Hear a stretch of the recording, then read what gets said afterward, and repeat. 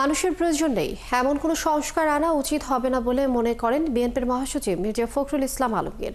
মঙ্গলবার তিনি বলেন, বাইরে থেকে এসে নতুন নতুন চিন্তা ভাবনা দিয়ে দেশের সমস্যার সমাধান করা যায় না। দ্রুত জুলাই সনদ ঘোষণা করে লন্ডন বৈঠকের সিদ্ধান্ত অনুযায়ী নির্বাচনের তারিখ ঘোষণারও আহ্বান জানান মির্জা ফখরুল। বিস্তারিত জানাচ্ছেন শফিকুল হক।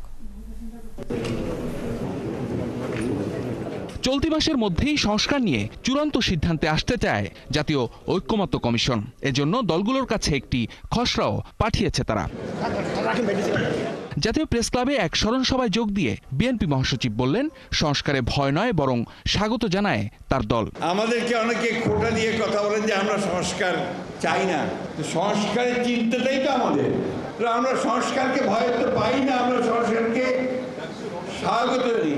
প্রয়াত ছাত্রদল নেতা শফিউল বারী বাবুর পঞ্চম মৃত্যুবার্ষিকী উপলক্ষে এই অনুষ্ঠানে যোগ দিয়ে আনুপাতিক ভোট নিয়েও কথা বলেন মির্জা ফখরুল। যে দেশে ইভিএমে মানুষ ভোট দিতে পারেনি, সেখানে এই পদ্ধতি নিয়ে বিভিন্ন দলের আগ্রহে প্রশ্নও তোলেন তিনি। দুঃখজনকভাবে আমাদের দেশের কয়েকটা রাজনৈতিক দল এটাকে প্রমোট না পণ করে বসে আছে, এটা না হলে নির্বাচনে যাব না।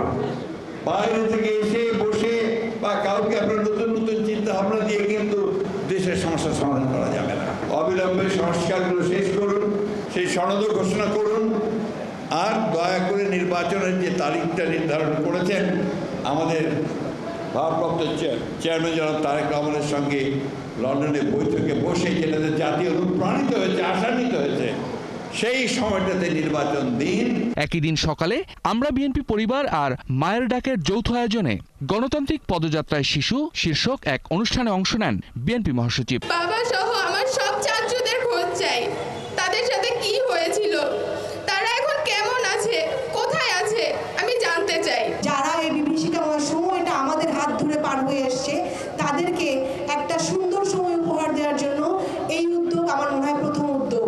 এ সময় মির্জা ফখরুল বলেন, যেসব সংস্কার মানুষের প্রয়োজনে আসবে সেগুলোই আনা উচিত। রাষ্ট্রের পরিবর্তন চাচ্ছি, কাঠামোর পরিবর্তন চাচ্ছি, আমরা সংস্কার চাচ্ছি, কিন্তু সেই সংস্কার, সেই কাঠামো যদি আমার মানুষের সার্বিক উন্নয়নে না আসে, আমাদের এই শিশুদের ভবিষ্যৎকে নির্মাণ করতে সাহায্য না করে, তাদেরকে একটা নিরাপদ সিকিউর জীবন দিতে না পারে, তাহলে সেই সংস্কার কোনো কাজে আসবে বলে আমি মনে করি না। এ সময় অন্তর্বর্তী সরকার গঠিত গুম কমিশনের কার্যক্রম নিয়েও প্রশ্ন তোলেন বিএনপির এই শীর্ষ নেতা। খোঁজ করার ব্যাপারে খুব বেশি একটা এগুতে পেরেছে বলে আমার কাছে মনে হয়।